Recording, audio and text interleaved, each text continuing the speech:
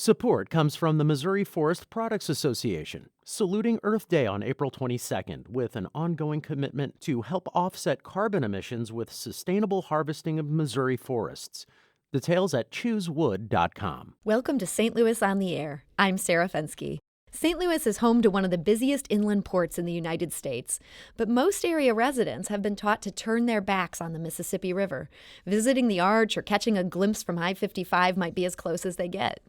Big Muddy Adventures wants to change that. Its experienced guides regularly lead paddling trips down the rivers, both in canoes and kayaks. One of our producers, Evie Hemphill, hitched a ride with Big Muddy Adventures last week as one of the canoes was passing by Laclede's Landing. Let's listen to what she brought back from talking with the passengers. It's Friday afternoon along the Mississippi River, about a half-mile north of the Gateway Arch. Captain Mike Clark is navigating a canoe toward the St. Louis riverfront's cobblestone shore. The narrow vessel looked extremely small when it first appeared on the horizon upstream, especially compared to the commercial barges also making use of the Great Waterway. But this canoe is bigger than most. It holds Clark and 8 other passengers who are nearing the end of a river trip that began about 11 miles north of here. So we started the trip just under the Chain of Rocks Bridge, just at the 270 bridge.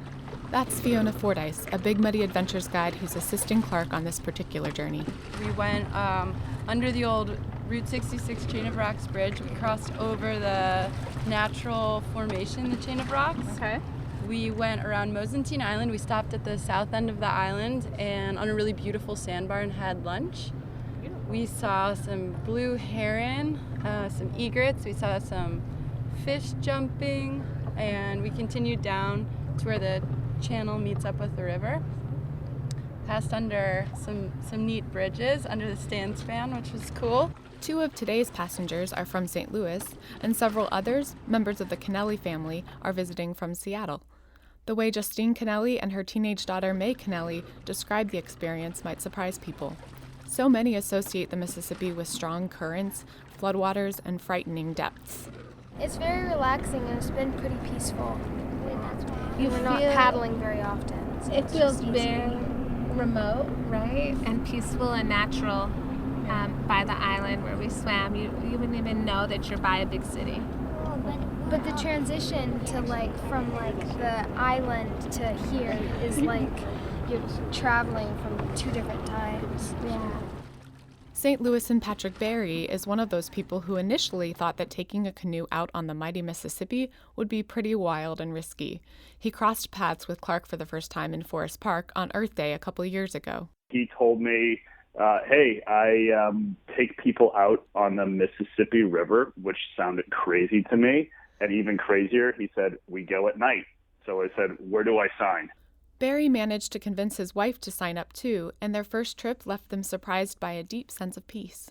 I couldn't believe how calm and it really felt like I was on a lake.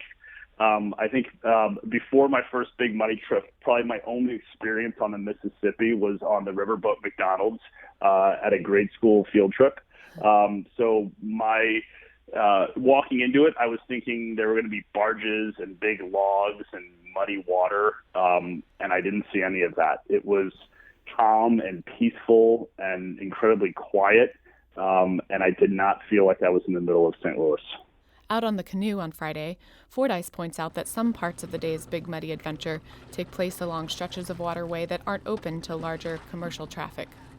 And then once that channel meets up with the river again, you start seeing some more commercial traffic. But we have this marine radio with us, so we're always in communication with all of the other barges. So they'll give us instructions and directions on, where to go and that they see us. So, it's pretty safe. We're also relying on the experience and expertise of Muddy Mike, the captain. Yeah. That's Fordyce's brother, Samuel Fordyce, who's tagging along on this trip. As the canoe nears the Gateway Arch and the sound of passing trains and barges increases, Fiona Fordyce draws passengers' attention to various points of interest. You guys, so this is the Eads Bridge. It was one of the very first bridges to ever cross the Mississippi River. Yeah, so isn't that neat? Yeah. You can tell where the flood was. You should explain about the Mosentine Island ferry and how that used to exist. That little story you told us earlier. I like that. Well, so in the 1920s and 1930s, the city of St. Louis used to run a little ferry on the weekends out to the north end of Mosentine Island, where there's a really beautiful white sandbar, and it was advertised as a way to spend your St. Louis weekend at the beach. And it's still a really beautiful, really nice beach. Where is that exactly, for those who don't know? It's just across from North Riverfront Park, just south of the Chain of Rocks. And it's just such a shame that we as a city have sort of collectively forgotten that we have this wonderful recreation opportunity here. Tom Nagel grew up in St. Louis, bicycling the Riverfront Trail and enjoying life along the river. But until a few years ago, like many St. Louisans, Nagel had never really explored the waterway itself. A lot of St. Louisans still have that stigma of, oh, don't touch the river, it's dirty, it's unsafe, there's undercurrent. And I used this word when I first went out back in, I think it was April of 2014. I just got baptized by the river and totally rethought my whole perspective on the Mississippi River, canoeing through the confluence of these huge rivers and then wading on a sandy beach on an island. The river is such a part of the soul of our city, and it's really a natural, beautiful place that's hidden from us unless you go out and seek it out. And really, it'll transform your idea of the city, our relationship with the river, our relationship with all the natural things, the animals, the power of the river and the landscape that it crafts right here on our front lawn, really, the Mississippi River. For someone like Patrick Barry, who's lived in St. Louis 42 years, knowledgeable guides like those with Big Muddy Adventures have opened up a whole new aspect of life in St. Louis. It's easy to turn our back and ignore the resources we have at our front door, being the great waterways. And getting on a canoe and experiencing it gives you a whole new appreciation for where we live, and also why it's important to take care of our natural resources. That was Patrick Barry along with Tom Nagel, Fiona and Samuel Fordyce, and Justine and May Kennelly sharing their Big Muddy Adventure experiences with one of our producers, Evie Hemphill. Here in the studio to discuss life on the Mississippi is Mike Clark. He's a founder of Big Muddy Adventures and its lead guide. We're also joined by Roo Yawitz, general manager of Big Muddy Adventures. Have you explored our region's waterways via canoe or kayak? What was that experience like? Give us a call at 314-382-8255. That's 382-TALK. Or you can send us a tweet at STL On Air or email us at talk@stlpublicradio.org. Mike Clark, Roo Yawitz, thank you for joining us. Sure. Great to be here. Great to be here. Now, Mike, you were a school teacher and then you started Big Muddy. That is an amazing transition. What led you to do that? Pretty simply, I was a bit frustrated teaching. The classroom with walls wasn't working too well. And so I found out that going out on the river, I had a different kind of classroom. And I started feeling like, it was a wonderful place to open people's eyes, change their opinions, give them a chance to explore. Was it hard to get people to give you a chance when you were first starting? Absolutely. The first few years, it was evangelization, As was spoken about earlier, people have an opinion about this river, which is, I believe, mythological, But, so the first few years, it was pretty difficult to convince people. But once again, we got their butts in the boat, so to speak. It changed the way they felt about the river. Roo Yawitz, were you one of those butts in the boats?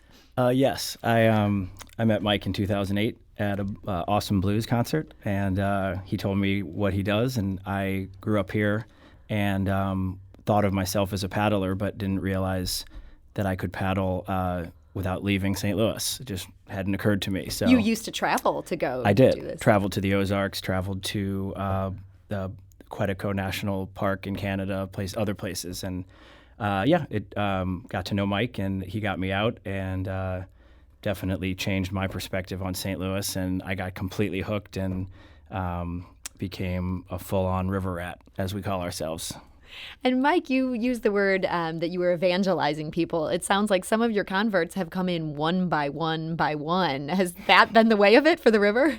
Yeah, it started with a 2-person canoe. So I was in the back and I'd have one person in the front. And that was the first few years. And then I acquired a bigger boat that I could put more people in, and it progressed like that. But how big are your boats these days? Well, we have boats. Our main fleet of boats are that we like to take people in are 29 feet 6 or 30 feet long. So they'll handle 12 people. 12 people. Mm-hmm. Is that how one of the people that we quoted earlier in the segment talked about how they didn't do much paddling? Do you have some people that are just kind of sitting there letting you do the work? Yeah, there's a phrase called the lily dippers. They don't quite. They just gently touch the water. If they do. But, we're going with the flow of the great rivers, so that gives us the advantage of being able to just kind of people don't have to paddle. And we ask them to paddle. It helps to steer the boat, to have it under power, but it's not always necessary for everyone to paddle. And with that many people in the boat too, it doesn't take a lot to propel that boat. So Roo Yawitz, there is definitely this perception out there that the Mississippi is too scary for people to get on. It seems like everybody who grows up here thinks that. How do you make sure that you're keeping your passengers safe when you're out there? Sure. Yeah. I mean, it is a perception that we fight, and being on the radio, being on the news, having word of mouth, social media, all those things, we've gotten to the point with the company where a lot of people maybe haven't been out with us, but they know somebody that has, and they saw some great pictures. To your question about safety, as was mentioned in the package, we have commercial radios. So we speak to the barge captains. They tell us where they'd like us to be, and we go there. And, the analogy that I use a lot on the river is the Mississippi and the Missouri. We do both of those rivers. It's like a 18-lane highway. There's 9 lanes going in either direction. And a barge, even a full barge with a lot of cargo, might be taking up 2 lanes of that highway going in the opposite direction. And you have 30 minutes to figure out what to do, because we're moving at 5 miles an hour downriver. There's all this time. And the barges are not coming out of nowhere. They cannot come out of nowhere. Good. They can't sneak up on you. And even people ask about logs, and we always tell them the logs are moving the same speed as the river. So the perspective, as was mentioned in the intro, the perspective of the speed of the river when you're on the bank is completely different than the perspective when you're out there and everything is moving at the same speed. So even an entire tree down, it can't sneak up on you either, because it's only moving at the same speed as you are. So, you mentioned seeing other barges and big boats. Now that you've been evangelizing everyone in St. Louis, do you guys also sometimes see other fleets of canoes and kayaks? Or are you still the only ones? As far as, commercially operating or guiding and outfitting the river, we are the only one currently. Okay. But there is a growing population of people who are recreating on, paddling.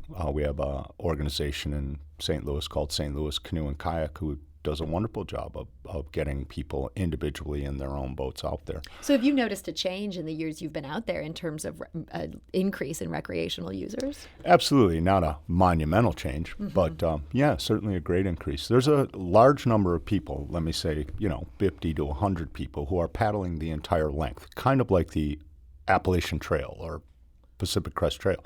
And they start at Lake Itasca and they go for the Gulf. And that has grown over the years. Now, you yourself have done that, correct, Mike? I have gone from Itasca to the Gulf. How does our section of the river compare to other parts of it? Well, I describe it as 4 different rivers. You have the headwaters, which is, pristine, and it's in northern Minnesota, and it's shallow and narrow. And then you get to Minneapolis and you meet the upper Mississippi, where you start with commercial navigation. You also start with locks and dams. And there's 27 of those. So that changes. And then when we get here to the Alton Lock and Dam, all of a sudden you get onto the free-flowing Mississippi River, and that's like a galloping horse. It comes out of there. And then you get down to Baton Rouge, and that's completely different because you have ocean-going vessels. So this reach was particularly interesting to me when I got there the first time, because I had been going like 3 miles an hour. Mm-hmm. And then all of a sudden I was going 6. So I was like, wow. Twice as fast. Absolutely. And the river widens out to some extent, too. So the perception that we are in one of the more dangerous sections, that sounds like that's true. Things are going faster here. The river's going faster, but again, as Roo said, the interesting thing is your perspective is you're going at the speed, maybe 1 mile an hour faster than the river. So, whether you're going 3 or 6 or 7, that relative danger thing, if you want to call it that, is literally relative. I would say you have to be an experienced boater to be out there. It's not the place to go for your first paddling trip. Or be on a boat with an experienced boater, which is what you guys offer. That's exactly what we're trying to do, yeah. Now, Roo Yawitz, can you tell me about these nighttime trips? This, I think, for people who grew up kind of fearing the Mississippi, this must seem like the craziest thing of all, to go out there at night. Right. So we use something to motivate people on the night trips that has been motivating people forever. Great food. So the full moon float, which Mike, started doing before I got involved in the company, and we've kind of grown it into, one of our quote unquote kind of signature trips, is a evening paddle on the Mississippi or the Missouri onto an island. We move the trip around depending on, weather and river conditions and things like that. So you don't know exactly where you're going to go until you hear from us a couple days before, which is kind of fun. And we meet up around 5 o'clock, and we paddle down to an island. Either a chef comes with us that's maybe a friend of ours, or, we have our own staff, and some of us, Fiona especially, who was on the intro package, is a great river chef. And we're putting together, a multiple course meal over a open fire while everybody just hangs out on the beach. You watch the sun go down, you watch the moon come up. We eat dinner, and then after enjoying the moonlight for a while, we get back in the canoes and we head to the takeout. So, it's a great experience, and it's definitely become one of the things that we're known for. Mike Clark, how does the feeling of the river change at night? Well, I think, light is the obvious one. But, we do these trips notably on the full moon. And full moonlight is remarkable on the river. I actually feel at times like I can read river water better at night than I can during a glaring sunlight day. But your sense of sound is accentuated, whereas you can't quite see the things on the islands as you're passing them around the bank. You can hear them, and as I kind of like to say, it's a full moon, so it's a party in the woods. All the animals are having a good time too. So as we're coming down or we're on an island, we start to hear what's going on in the woods. So I think it's a much more sensual thing, your ears versus your eyes. And unfortunately, on that note, we're completely out of time. We had so much more we wanted to talk about today. But I guess for anybody who's tuning in, if you want to know more, check out the website for Big Muddy Adventures. Maybe think about getting on the river yourself. Mike Clark, thanks so much for joining us. Thanks. And Roo Yawitz, thank you for being here today as well. Thanks for having us. This is St. Louis on the Air on St. Louis Public Radio, 90.7 KWMU.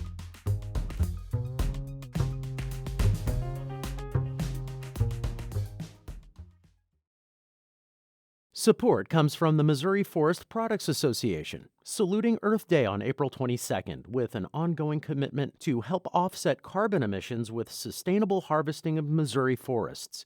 Details at choosewood.com.